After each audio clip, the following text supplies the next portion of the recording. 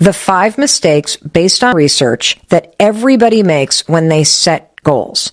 And when you make these mistakes in setting and defining your goals, you will not achieve your goals. And so these mistakes are super important for you to understand and for you to apply to the goals that you're thinking about right now.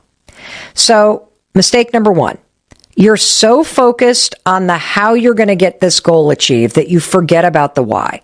And this is super important. I have a really good example of how I have failed at setting goals and achieving goals in the years past because I felt pressure to do something. My why was not present. And I'm going to use the example, ironically, of drinking, which is one of my goals this year. I want to go for 3 months and not drink. So here's the example where I've failed in the past. In the past, I have had lots of pressure around me at the turn of the year to not drink. There's that thing called Dry January, and a lot of people that I love have participated in it, and people around me have been doing it. And I didn't feel called to do it. I just had a huge sense of FOMO, that I was going to miss out on something if I didn't jump in with everybody else. And so I felt pressure to jump in and have it be a goal that I would do Dry January. And here's what's interesting about when you feel pressured to make a goal. When you feel pressured to do something, there is an inner rebel inside of you that suddenly shows up and pushes back. And sure enough, the last couple years that I've been like, yeah, okay, I'll do Dry January with you guys. The second that I committed to it out of pressure, the rebel in me was like, nope. And I lasted 2 or 3 days, and then I started being sneaky and lying about it. And here's the deal. The why wasn't present. This is so important. And this year is different. This year is different because this year, one of my goals is not to participate in Dry January, but my goal is to not drink for several months. And there's a reason why. The reason why is I have a lot of things that I want to accomplish. And even just having a beer at night to pull the lever that work is over and you can relax now, it's making me too tired at night and it's impacting my sleep. And here's my why. I want to see what will happen. This is like an experiment to my focus, to my downtime, to the brain fog, to the symptoms of menopause that I'm experiencing if I just remove alcohol. Not during the week, but I just remove it completely for a couple of months. And so my why is that I want to be present and more focused for the next couple months. And I feel as though if I removed alcohol, it would have a major impact. And there's more I want to get done. And that's why it feels different this time. Because I'm not setting this goal because I feel pressured to. I'm setting this goal because I want to.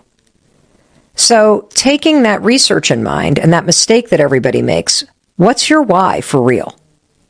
What is the goal that you want to do? Because identifying that is going to make all the difference in the world.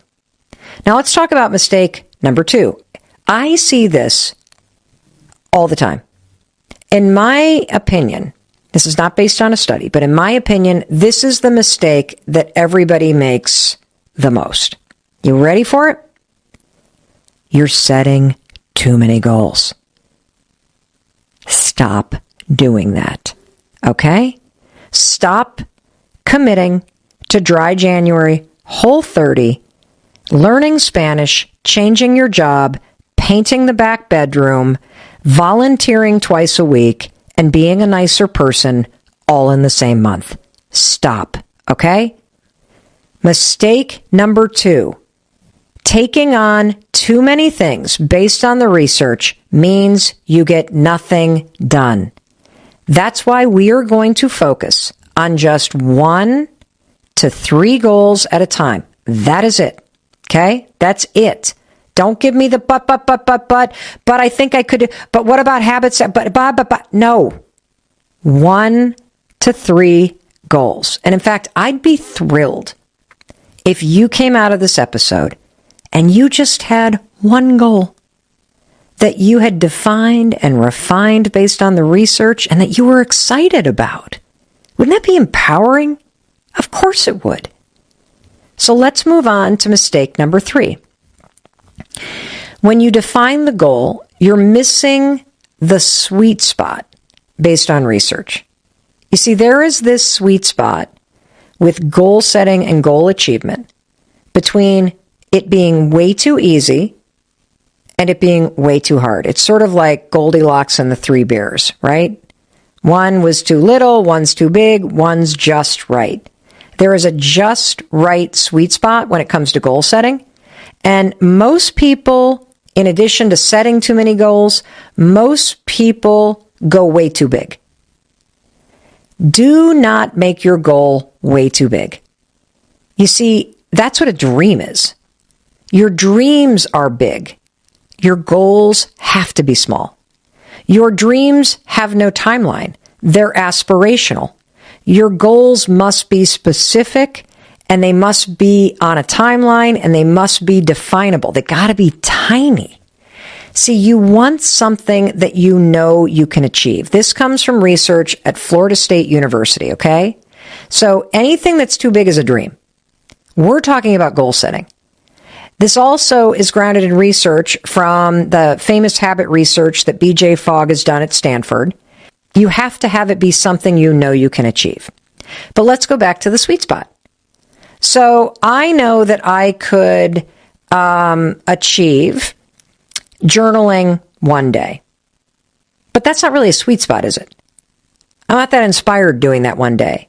The sweet spot means it's achievable, but it still has to be kind of ambitious, because remember the definition of a goal? It's got to be something that's going to require you to do something. There's going to be resistance there. And this is really important because you're going to have a greater level of motivation and satisfaction if the goal still has a little bit of ambition to it. And that comes from research at UC Riverside. And there's one more reason why you can't set a goal that's too big. If you make it too big, it's going to be harder to achieve it. And when you set a goal that's too high and you miss that goal, it hurts your self-esteem and you start to give up on goal setting.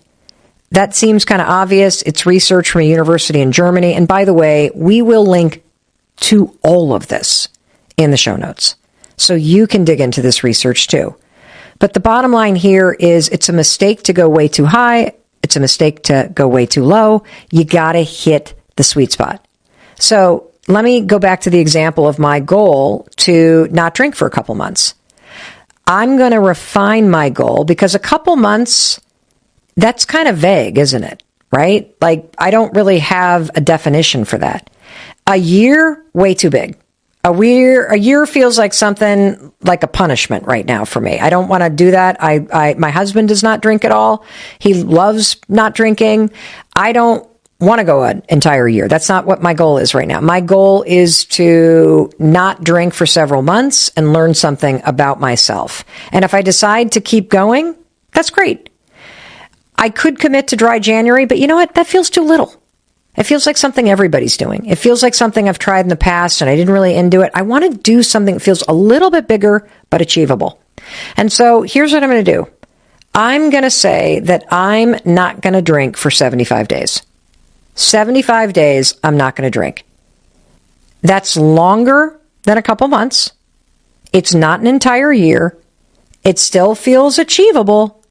But it is definitely ambitious, especially when I throw in the fact that Valentine's Day is coming up and I'm going to this big thing at the end of January and seeing a ton of friends and a lot of people there will be drinking. So, there's a lot in that.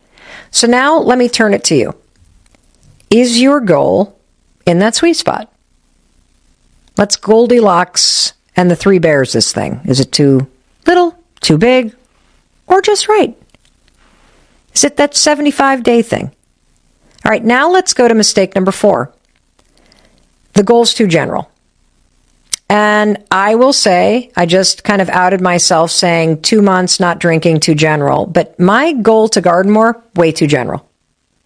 It's true. Way too general. Dreams can be general because dreams don't have a timeline. But your goals have to be specific. And there's a particular question that a researcher at Columbia University, Dr. Heidi Halverson, has come up with that you should ask yourself. When will you know if you've succeeded? That's it. When will you know if you've succeeded? And so let's do the gardening example. When will I know if I've succeeded at spending more time in my garden? This is an interesting question, because when I ask myself this question about succeeding, I realize that it's not really about spending more time gardening. My goal is more about learning how to grow a specific type of flower called a dahlia. I first discovered them last year. I am in love with dahlias. They are so gorgeous, and they're kind of complicated. You got to dig them up where we live and store them inside over the winter. You can grow them. I mean, it's like a whole thing. There's like almost like a cult of people that love dahlias. And so I'm stepping into this, and I realized that my goal is really to grow my first ever dahlias from seed.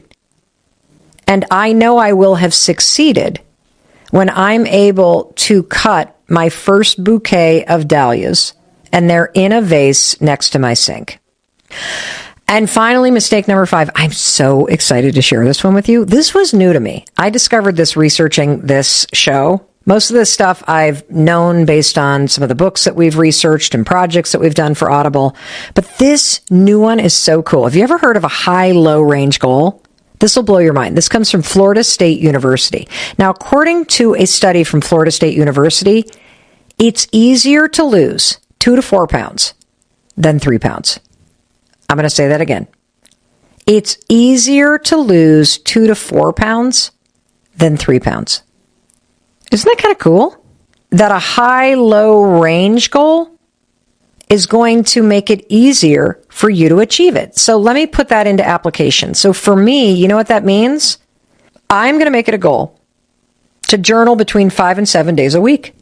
Oh, that feels achievable. That feels like I can do it. Like it's still a lot, but I can do it. Or how about this one with flowering? When I see anywhere from 1 to 10 flowers blooming in my garden, dahlias blooming, I should say, I will have succeeded at my goal. And drinking, I'm not going to budge on it in terms of 75 days, but I can say I'm not going to have had a drink in 75 out of 90 days. I want you to try this research. It's pretty cool because even just saying it, it makes it feel more achievable. So now it's your turn. Let's use this research from Florida State and turn your goal into a high-low range goal. Pretty cool, huh? I know. I'm feeling all excited about my goals. Growing my dahlias, journaling my journaling, not drinking. This is going to be awesome.